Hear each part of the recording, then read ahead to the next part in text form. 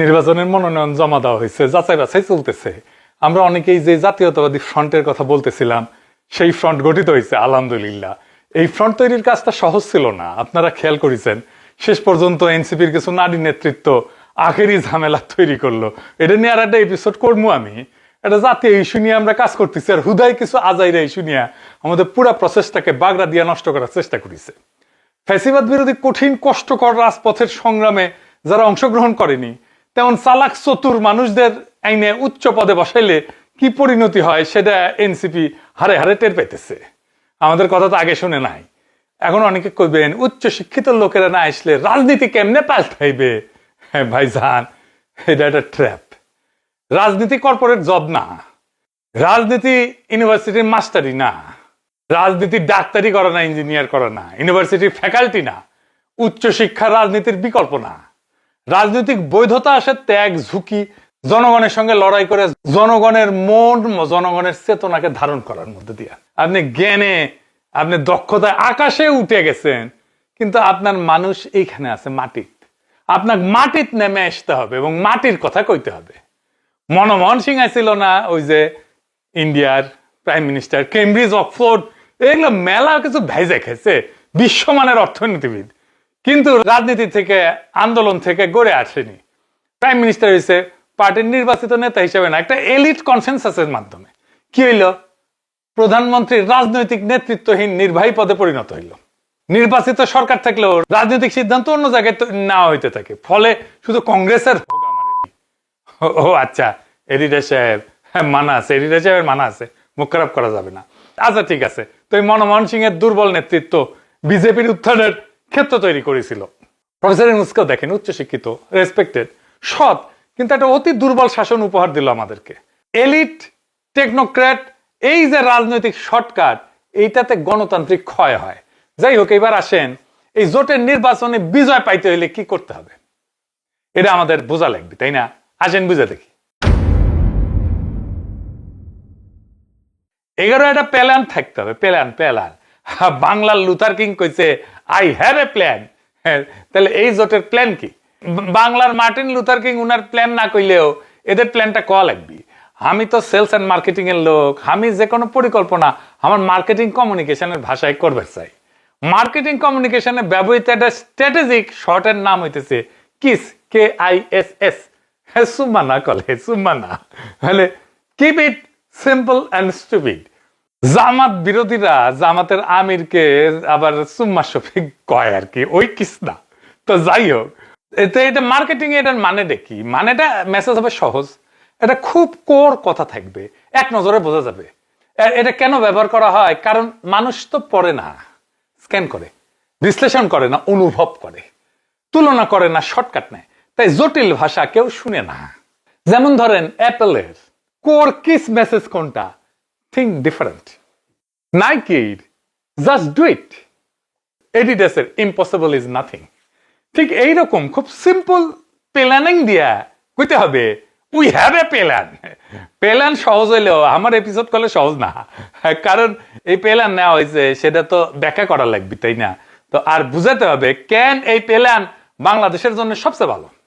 এখন কেউ কেউ কইতে পারেন প্ল্যান যদি কইয়াই দেন তাহলে বাংলার লুথার কিং এর দল যদি এটা করে ফেলায়, নো অফেন্স, বাঙ্গু মিডিয়া তারেক রহমানকে এই নামই দিছে, তা আমি দেই নাই, আমার দোষ না। তো আমারে গেলায় লাভ নাই, গেলাইলে বাঙ্গু মিডিয়া গেলাইন। যাই হোক, আমার প্ল্যান যদি তারা নেয় তাহলে তো আলহামদুলিল্লাহ, তাদের কাম কমলো না, দেশেরও উপকার হইল। প্ল্যানটা যদি কেউ বাস্তবায়ন করে তাহলে তো বাংলাদেশের মানুষ লাভবান হবে। আমার প্ল্যান তো বাংলাদেশের মানুষ ক্যাঙ্কা করে লাভবান হবে, করলে তো ভালোই। তবে ওরা চাইলেও এই প্ল্যান বাস্তবায়ন করতে পারবে না। কেন সেটা পারবে না, সেটা আমার আলাপটা আগেই বুঝবেন। তো আমাদের প্ল্যানের আগে আমাদের কইতে হবে আমাদের সমস্যা কি, কোন সমস্যার সমাধানের জন্য এই প্ল্যান। মহারাজ কি সমস্যা, আসেন সমস্যাটা দেখি। বাঙ্গু বামেরা ঢাকা বিশ্ববিদ্যালয়ে ডাকসু নির্বাচনের আগে স্লোগান দিয়েছিল, তুমিও জানো আমিও জানি জামাত শিবির পাকিস্তানি। ছাত্র শিবির পাকিস্তানি, তুমিও জানো আমিও জানি, সাদিক কায়েম পাকিস্তানি, তুমিও জানো আমিও জানি, সাদিক কায়েম পাকিস্তানি।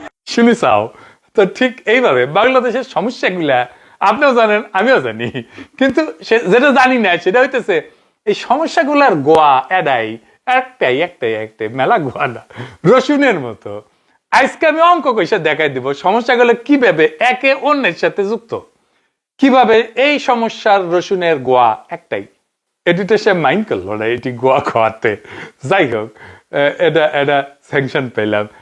এবার কিভাবে বিএনপি ঠিক এই আগের ব্যবস্থাটা এই রসুনের গোয়াটা বজায় রাখতেছে।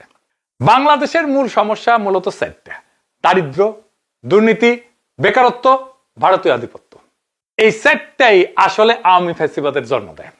এই সেটটা যদি একটা চাকা হয়, আওয়ামী লীগ এই সেটটার কেন্দ্রে, এই সেটটা দিয়ে একটা চাক্কা বানান, তার সেটটা স্পোক বানান চারিদিকে, এই স্পোকের সেটটা লিখে দেন, আর মাঝে কেন্দ্র লেখেন আওয়ামী ফ্যাসিবাদ।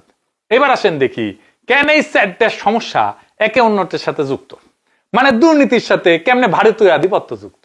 বিষয়টা অদ্ভুত না? হ্যাঁ, অদ্ভুতই পথে। আসেন বুঝে দেখি, তখন আর অদ্ভুত লাগবে না। দুর্নীতির সাথে ভারতীয় আধিপত্যের সম্পর্ক প্রথমে অদ্ভুত লাগে, কারণ আমরা দুর্নীতিকে দেখি নৈতিক সমস্যা হিসেবে, আর ভারতীয় আধিপত্যকে দেখি পররাষ্ট্রনীতির বিষয় হিসেবে। কিন্তু রাষ্ট্র তো নীতিতে চলে না, রাষ্ট্র চলে ক্ষমতার অঙ্কে। এই অঙ্কটা বুঝলে অদ্ভুত আর থাকে না এই সম্পর্কটা। প্রথম প্রশ্নটা করি, একটা সরকার ভোট ছাড়া দুর্নীতিতে ডুবে থাকার পরেও টিকে থাকে কেমনে?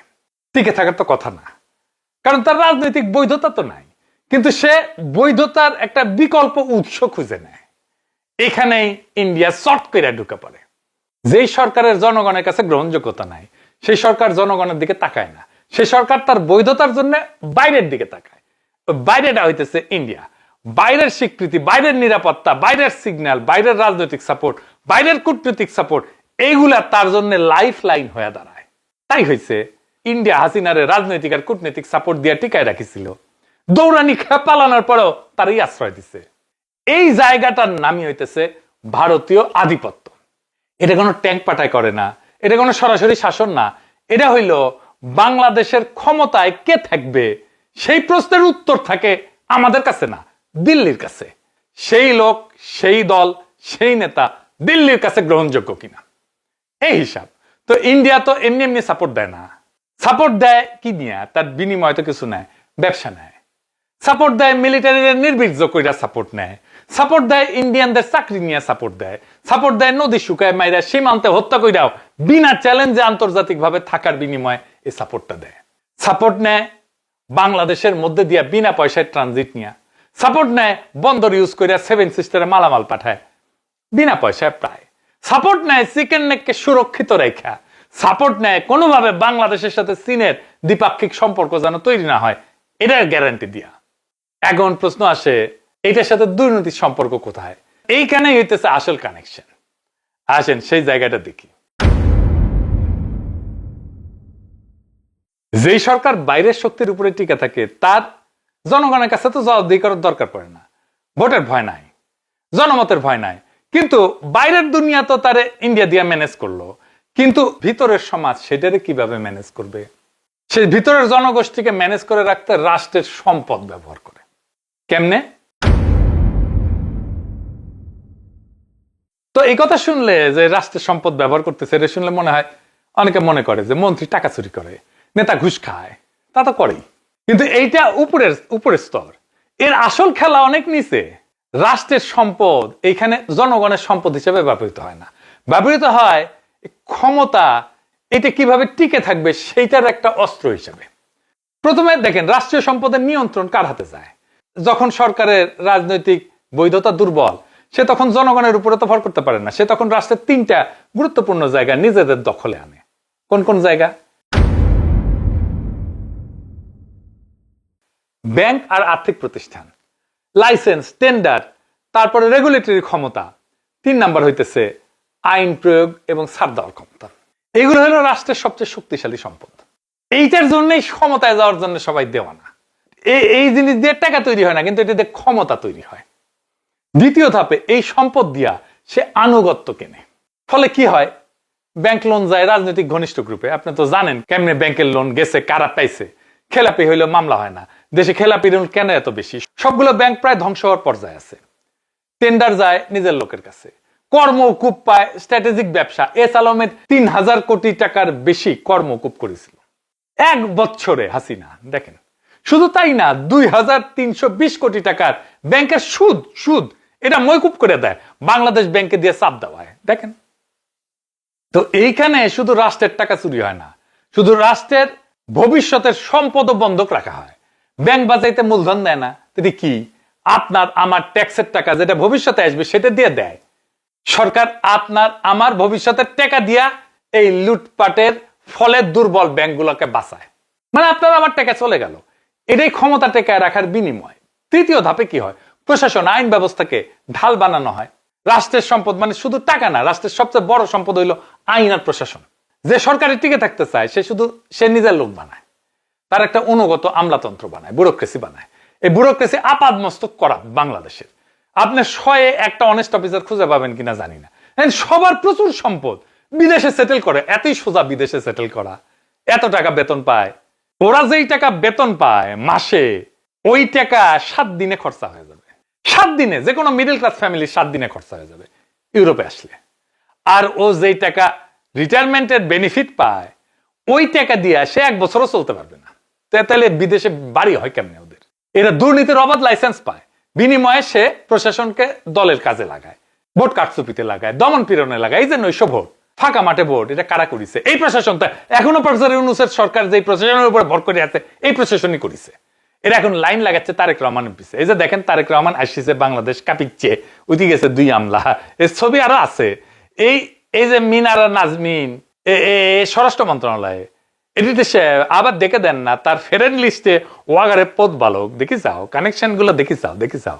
নুরুল করিম ভুইয়া উপসচিব, স্থানীয় সরকার মন্ত্রণালয়, দেখেছেন কেমন গুলো এগুলা অ্যালাইন হয়ে যায়, বরাবর হয়ে যায় পলিটিক্যাল পার্টির সাথে। চতুর্থ ধাপে কি হয়? গরিব জনগোষ্ঠীকে এটিকে পরনির্ভর করে রাখে। এইটা সবচেয়ে ভয়ঙ্কর জায়গা।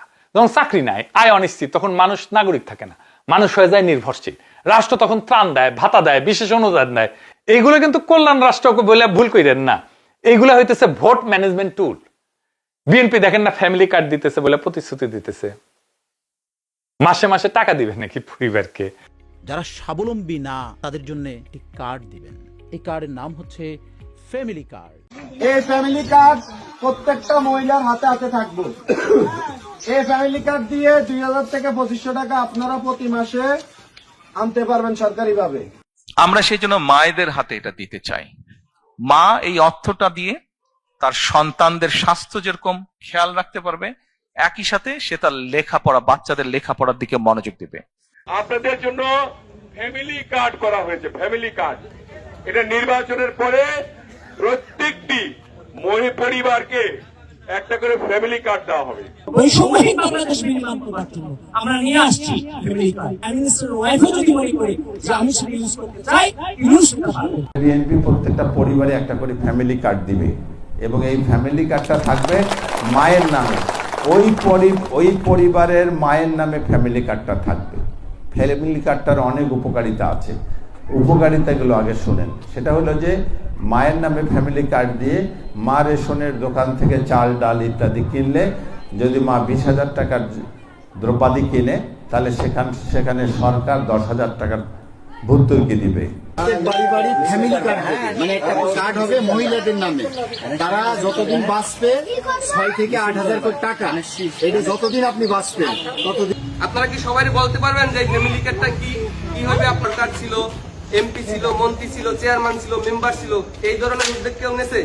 হ্যাঁ, এই ধরনের কথা কেউ বলছে যে সরকার ক্ষমতায় আইলে একটা পরিবারের সমস্ত বাজার খরচ সরকার দেবে, এই ধরনের উদ্যোগ কেউ নেছে? তাইলে যদি আমরা এই চিন্তাটা তারেক রহমান এবং মনিভাই করছে, আপনি এবং আপনার পরিবার আপনাদের মূল্যবান ভোটটাকে আমাদের ধানের দিবেন। আলহামদুলিল্লাহ, আলহামদুলিল্লাহ। আপনি কিন্তু আলহামদুলিল্লাহ বলছে, ঠিক আছে? বিশেষ করে যদি ধানের শেষ মার্কায় আমাদের ইনশাল্লাহ আমরা ধানের শেষ মার্কা যদি আসে, আপনাদের দেখেন আপনাদের ফ্যামিলি মহিলাদের জন্য ফ্যামিলি কার্ড করা হবে, ঠিক আছে? বিশেষ করে আপনি হচ্ছেন ঘরের গৃহিণী এবং আপনার জন্য ফ্যামিলি কার্ড করা হবে। আমাদের ফ্যামিলি কার্ডে আপনারা প্রত্যেক মাসে ধরেন 20,000 টাকা মোবাইল নাম্বার জানেন। তারেক রহমান বুঝেছে প্রত্যেকটা বাড়ি একটা করে ফ্যামিলি কার্ড দেবে। ফ্যামিলি কার্ড মানে একটা করে কার্ড তৈরি করে দেবে, সেই কার্ডে 7 থেকে 8,000 করে টাকা যতদিন বাঁচবে ততদিন প্রত্যেক মাসে মাসে পেয়ে যাবে। ভাতা ভাতা প্রত্যেক বাড়ি একটা করে মহিলাদের ফ্যামিলি কার্ডের একটা ব্যবস্থা আছে, ভাতা, সেখানে মাসে মাসে 7,000 করে তারও বেশি পাইতে পারো। বললেন বিএনপি ক্ষমতায় গেলে ফ্যামিলি কার্ড দেওয়ার জন্য প্রত্যেক কার্ডের বিপরীতে 2 থেকে 2,500 টাকা করে আমরা বরাদ্দ করব। কার্ড হলো ফ্যামিলি কার্ড।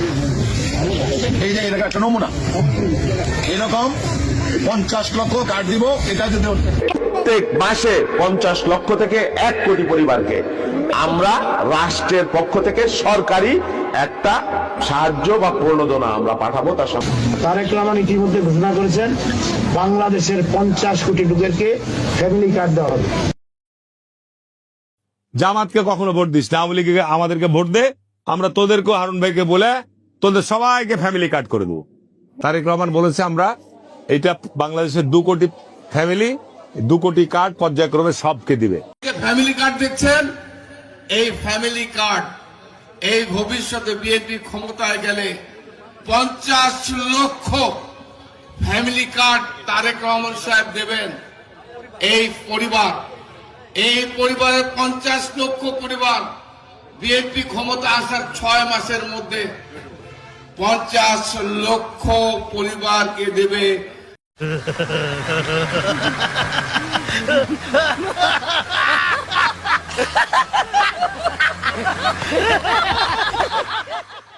টাকা আসবে কোত্থেকে? টাকাটা যে দিবে ওই টাকাটা আয় হবে কোত্থেকে? এইটাই আওয়ামী লীগ করতো, মুক্তিযুদ্ধ ভাতা দিত, বালসাল ভাতা দিত, এই সমস্ত নামে। 5ম ধাপে রাষ্ট্রের ন্যারেটিভ রিসোর্স আছে একটা, এটা ব্যবহার করে রাষ্ট্রের একটা বড় সম্পদ ন্যারেটিভ কন্ট্রোল। সরকারি মিডিয়া, বিজ্ঞাপন, উন্নয়নের গল্প, ভয় দেখানো, জঙ্গি ন্যারেটিভ তৈরি করা, আপনারে মব বলা, এখানেই আসে 15 আলো, দিল্লি স্টার। এইগুলা দিয়ে সরকার চারিদিকে আওয়াজ দেয়, বলে আমরা না থাকলে দেশ ধ্বংস হয়ে যাবে। এই ন্যারেটিভ না থাকলে বাইরের সমর্থনও টিকে থাকে না। 2 বাটপার মতিউর রহমান আর মাহফুজা নাম এইভাবে হাসিনার বৈধতা উৎপাদন করে গেছে, আর এখন তারেক রহমানের জুতা চাটিচ্ছে। আমি চায়না গেছি, ওদের মিডিয়া, ওদের ফরেন মিনিস্ট্রি, এরা ডেইলি স্টার রেফার করে। আমি কই এটা তো পিওর ইন্ডিয়ান দালাল, ওয়েস্টের দালাল, এইগুলোর রিপোর্ট দিয়ে বাংলাদেশকে দেখো কেন তোমরা? এইবার একসাথে দেখান দেরিজে সাহেব কিভাবে আভ্যন্তরীণ আনুগত্য নিশ্চিত করে একটা রাজনৈতিক দল একটা বন্দোবস্ত কইরা। ব্যাংক থেকে লোন দিয়ে আনুগত্য নেয়, আইনে ছাড় দিয়ে আনুগত্য নেয়, টেন্ডারে কাজ দিয়ে আনুগত্য নেয়, ভাতা দিয়া নির্ভরতা কেনা দিয়া আনুগত্য নেয়, প্রশাসন ঘুষ খাওয়ার লাইসেন্স দিয়ে আনুগত্য নেয়, আর ন্যারেটিভ ভয় দেখায় আনুগত্য নেয়। এইটাই রাষ্ট্রীয় সম্পদ ব্যবহার করে ক্ষমতা টিকায় রাখার পুরা মেকানিজম। এইটারে বলা হয় বন্দোবস্ত। এইটা একটাকে আর একটা সাপোর্ট করে। দুর্নীতি কিন্তু আসলে কোনো বিচ্যুতি না, এটা ক্ষমতা টিকায় রাখার একটা বন্দোবস্ত। এই বন্দোবস্তের মধ্যেই দুর্নীতি টিকে থাকে এবং ফ্লারিশ করে। এইখানে একটা গুরুত্বপূর্ণ কথা, এই ব্যবস্থায় ভালো মানুষ ক্ষমতায় গেলেও খারাপ কাজ করতে বাধ্য হয়, কারণ বন্দোবস্তটাই এরকম। ধরেন আমাদের পয়সার ইউনূসের সরকারের উপদেষ্টারা, তাদের ব্যাপারে তো আমরা তেমন কোনো দুর্নীতির খবর শুনি না, তাই না? আমরা চিনি, অনেককেই চিনি। ওনারা দুর্নীতিগ্রস্ত না হইলে কি হবে? দুর্নীতি তো কমে নাই।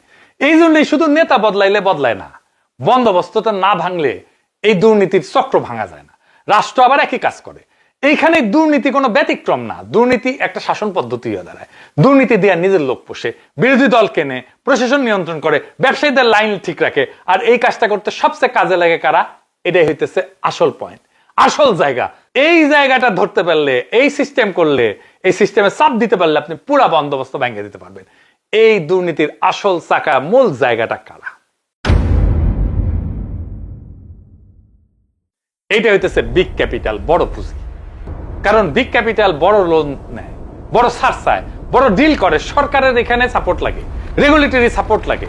এস আলমের কর মাফের কেসই তো দেখেছেন। এইটা সেই জায়গা যেখানে দুর্নীতি, বিগ ক্যাপিটাল, ভারতীয় আধিপত্য একই সুতায় গাঁথা হয়ে যায়। চাক্কাটা আবার দেখেন এডিটর সাহেব, কারণ ভারতীয় আধিপত্য চায় স্থিতিশীল সরকার, প্রেডিক্টেবল সরকার, জনগণের চাপমুক্ত সরকার। আর সেই সরকার টিকতে চায় দুর্নীতির মাধ্যমে, বিগ ক্যাপিটালের মাধ্যমে। এইখানে বুঝতে পারবেন কেন বিএনপির তারেক রহমান কেন নিরাপত্তা, শান্তি আর স্থিতিশীলতা বলতেছে। বুঝতে পারতেছেন? মিলে এবার এখন দেখেন বিগ ক্যাপিটাল থেকে কিভাবে বেকারত্ব আসে। কারণ বিগ ক্যাপিটাল মানে বড় টাকা, বড় পুঁজি, কিন্তু বড় চাকরি না। বিগ ক্যাপিটাল মেশিনে চলে, অটোমেশনে চলে। ছোট পুঁজি বেশি চাকরি তৈরি করে, বড় পুঁজি কম চাকরি তৈরি করে। ছোট পুঁজি মানে বেশি চাকরি, বড় পুঁজি মানে কম চাকরি, সবসময় মাথায় রেখে। একটা উদাহরণ দিই, এইটা স্যার দুই পাশে লেখেন, একটার উপরে ডেয়ারি প্ল্যান্টের ছবি দেন, গরুর দুধের প্ল্যান্টের ছবি দেন, আর এক পাশে ছোট দুধের খামারের ছবি দেন। ধরেন একই পণ্য তো, দুই কাঠামো, একদিকে ছোট পুঁজি একদিকে বড় পুঁজি। বিগ ক্যাপিটাল ডেয়ারি প্রসেসিং প্ল্যান্টে ক্যাপিটাল লাগে প্রায় 300 থেকে 400 কোটি টাকা, কর্মসংস্থান হয় 800 থেকে 1200 জন। প্রত্যেক 100 কোটি টাকায় 250 থেকে 400 চাকরি হয়। একই সেক্টরে যদি এটা ছোট ডেয়ারি ফার্ম হয়, ছোট বা মাঝারি ডেয়ারি ফার্ম হয়, এই 400 কোটি টাকা দিয়ে 100 থেকে 150টা ছোট বা মাঝারি ডেয়ারি ফার্ম হবে, সিলিং ইউনিট হবে, প্রসেসিং ইউনিট হবে, স্থানীয়ভাবে কালেকশন করবে দুধ, ট্রান্সপোর্টের সাথে যুক্ত থাকবে অনেকে, প্যাকেজিং এ যুক্ত থাকবে অন্য। মোট কর্মসংস্থান তো সরাসরি করবেই, পরোক্ষ কর্মসংস্থান করবে। সরাসরি কর্মসংস্থান করবে কমপক্ষে 3000, আর পরোক্ষ কর্মসংস্থান করবে আরো 5000, মানে 8000 কর্মসংস্থান হবে। প্রত্যেক 100 কোটি টাকায় 750 থেকে 1250টা চাকরি হবে, বুঝছে আও? তাহলে কোটি চাপ দেওয়া লাগবে, বুঝছে আও? বিগ ক্যাপিটাল থেকে ছোট আর মাঝারি শিল্পের দিকে ইকোনমিকে নিয়ে আসা লাগবে, এর উপরে ইকোনমি তৈরি করা লাগবে। মানুষের চাকরি হবি, টাকা আসবি সবার হাতে, তারা পলিটিক্যালি পাওয়ারফুল হবি, আর এই অলিগার্ক, এই বড় বড় লোকরা, এদের পাওয়ার কমবি। আর এই যে বন্দোবস্ত ছিল আগে, সেটা পুরা ভেঙ্গা পড়বে ধুরমুর করে, দুর্নীতি প্রায় নাই হয়ে যাবে। আপনার দুর্নীতিবাজদের জেলে না পড়িয়া দুর্নীতি যে সিস্টেমের মাধ্যমে টিকে থাকে সেটারে জয় বাংলা করিয়া দিলেন, আপনি জনগণকে খুশি করলেন। চাকরিরত জনগোষ্ঠী আর নব উত্থিত ছোট আর মাঝারি ব্যবসায়ী আপনার সমর্থক হয়ে গেল, শক্ত সমর্থক হয়ে গেল, তারা আপনার পাওয়ার বেজ হয়ে উঠবে। কি তামসা, ব্যাবাক ফকফকা। সেই দিন মতিউর রহমান রেন্টু ভাইয়ের বাসায় গেছিলাম, চেনেন তো, ওই আমার ভাসি চায়ের রেন্টু ভাই। তো রেন্টু ভাইয়ের ওয়াইফ মানে ময়না ভাবি, উনি আমারে দাদা কইয়া থাকে, উনার বড় মেয়ে সেও আমাদের দাদা কইয়া থাকে, ওই বড় মেয়ের ছোট পোলা মানে রেন্টু ভাইয়ের নাতি, সেও আমাদের দাদা কইয়া ডাকে। তা আমি তো বিশ্ব দাদা হইয়া গেছি। যাই হোক, আমারে কইতেছে ওই রেন্টু ভাইয়ের বড় মাইয়া যে দাদা কেমনে দেশের এত সমস্যা কেমনে ঠিক হবি? আমি বললাম সব সমস্যার খুব চমৎকার সমাধান আছে। একটা গল্প বলি, একটা জটিল মেশিন, একটা জটিল মেশিন একটা কারখানায় কেউ চালাইতে পারতেছে না, নিয়ে আসছে নতুন মেশিন, শখ কইরা হাউস কইরা চালাবার পারিচ্ছে না। মেলা ইঞ্জিনিয়ার আসিছে, মেলার লেখাপড়া জানা বহু দক্ষ ইঞ্জিনিয়ার আসিছে, কেউ পারিচ্ছে না। মেশিনের মেলা দাম ধরেন 10 কোটি টাকা। এখন এমন একটা অবস্থা, ওই মেশিন বেচে 1 কোটি খেতে হবে মালিককে। পরে আমার লাগানো একটা মুরুখ আসিছে, লেখাপড়া জানে না, ভালো করে কথাও কইবার পারে না। তো ওই কইছে আমার 1 কোটি টাকা দিলে সব ঠিক করে দিবার পারি। মালিক রাজি হয়েছে, আরে মেশিন তো কটকটি খেতে হবে, যদি ঠিক করে দিতে পারে 1 কোটি টাকা দিতে কি সমস্যা? তো রাজি না, হয়তো উপায় নাই। তো ওই লোক কয় একটা হাতুড়ি দাও, হাতুড়ি দিছে, ওই মেশিনের নিচে গিয়ে হাতুড়িটা দিছে এক বাড়ি, এক ঘাও, আর মেশিন ঘর করে চালু হয়ে গেছে।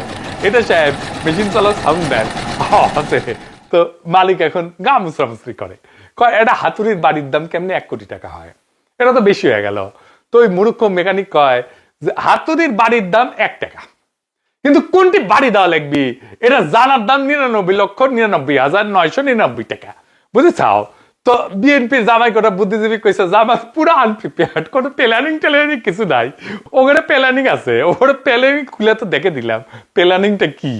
জামাত এনসিপির জাতীয়তাবাদী ফ্রন্ট চাইলে ইনকা প্ল্যান হাজার হাজার ব্যানে দেওয়ার লোক আছে, আমি ছাড়াও। আজকে তো খালি একটা স্যাম্পল দেখালাম। এই প্ল্যানিং নিলে বাংলাদেশ অন্য জায়গায় চলে যাবি। কিন্তু কথা হইতেছে যে বিএনপির তো কোনো প্ল্যান নাই, তার প্ল্যান করার দরকারও নাই, কারণ তারা আগের সেই বন্দোবস্ত রেখে দিবে। কোন ইডিওলজিক্যাল আদর্শগত পজিশনের তো তাদের দরকার নাই, শুধু দরকার শান্তি আর স্থিতিশীলতা। এখন কথা হইতেছে বাংলাদেশের মানুষ ভোট দিয়া তার নেতা নির্বাচন করতে পারবে কি? প্রশাসন তো বিএনপির দিকে সাইড নিতেছে। ওই দেখলাম আজকে হাসনাত আব্দুল্লাহ অভিযোগ তুলিছে, এই যে নির্বাচন হইতে যাচ্ছে, এই নির্বাচন কোনো ব্যক্তি বাছাইয়ের নির্বাচন না, কোনো দল বাছাইয়ের নির্বাচনও না। এই নির্বাচন একটা বন্দোবস্ত বাছাইয়ের নির্বাচন। আপনার সামনে 2টা রাস্তা খোলা, একটা রাস্তা পরিচিত, এই রাস্তায় শান্তি আছে, স্থিতিশীলতা আছে, কিন্তু সেই শান্তি আসে আপনার কণ্ঠ চুপ করায় দিয়া। কবরেরও শান্তি আছে। হাসিনার আমলের মতো শান্তি এক রাস্তায়, হাসিনা আমলের শান্তি ছিল, তাই না? এই রাস্তায় সরকার বদলাবে, ব্যাংক বদলাবে না, টেন্ডার বদলাবে না, আমলা বদলাবে না, চান্দাবাজি বদলাবে না, বড় ক্যাপিটাল বড় পুঁজি বদলাবে না, অলিগার্ক বদলাবে না, এই আমলাতন্ত্র ব্যুরোক্রেসি কোনো কিছুই বদলাবে না, আপনার জীবনের হিসাবও বদলাবে না। আর একটা রাস্তা কঠিন, স্বীকার করি এটা কঠিন, কিন্তু এই রাস্তা ভয়ের রাজনীতি নাই। এই রাস্তায় আমরা না থাকলে সব শেষ, এই মিথ নাই। এই রাস্তায় বলা হয় দুর্নীতি কোনো নৈতিক বিচ্যুতি না, দুর্নীতি একটা বন্দোবস্তের ফল। আর এই বন্দোবস্ত ভাঙা যায় যদি সাহস থাকে, যদি ক্ষমতা থাকে, যদি বুদ্ধি থাকে। এই লড়াই নেতা বনাম নেতা না, এই লড়াই আপনি বনাম বন্দোবস্ত। আপনি যদি চান চাকরি হোক আপনার ছেলের, আপনি যদি চান আপনার কথা বলার অধিকার থাকুক, আপনি যদি চান আপনার সম্পদ চুরি না হয়ে যাক, আপনি যদি চান ব্যাংক লুটের জায়গা না হয়ে উৎপাদনের জায়গা হোক, রাষ্ট্র ভয় দেখানোর যন্ত্র না হয়ে সুরক্ষার জায়গা হোক, তাইলে হাসিনার তৈরি করা এই বন্দোবস্ত ভাঙতেই হবে। আমরা কোনো ম্যাজিক দেখাইতে আসিনি। আমরা বলতেছি না যে সব সমস্যা কাল শেষ হয়ে যাবে, সমাধান করে দেব। আমরা শুধু এটাই বলতেছি, যেই মেশিন আপনাকে পিষে খাইতেছে ওই মেশিনের কোথায় হাতুড়ির বাড়ি দিতে হবে সেই জায়গাটা আমরা জানি। সিদ্ধান্ত আজকে আপনার। আপনি চাইলে আবার সেই পুরানো চাকায় উঠতে পারেন, পুরানো গাড়িতে উঠতে পারেন, পুরানো বন্দোবস্তে উঠতে পারেন, পুরানো বন্দোবস্তকে চালু রাখতে পারেন, আর চাইলে ওই চাকা বন্দোবস্ত ভেঙ্গা নতুন পথে হাঁটতে পারেন। এই নির্বাচন কোনো দলের না, এই নির্বাচন আপনার ভবিষ্যতের। ভোট শুধু ব্যালট না, ভোট হলো আপনি কোন বন্দোবস্তের পক্ষে সেইটার পক্ষে ভোট দেওয়া। আপনি পুরানো বন্দোবস্তের পক্ষে না বন্দোবস্ত ভাঙার পক্ষে, এই ঘোষণা। সিদ্ধান্ত আপনার। ইনকিলাব জিন্দাবাদ।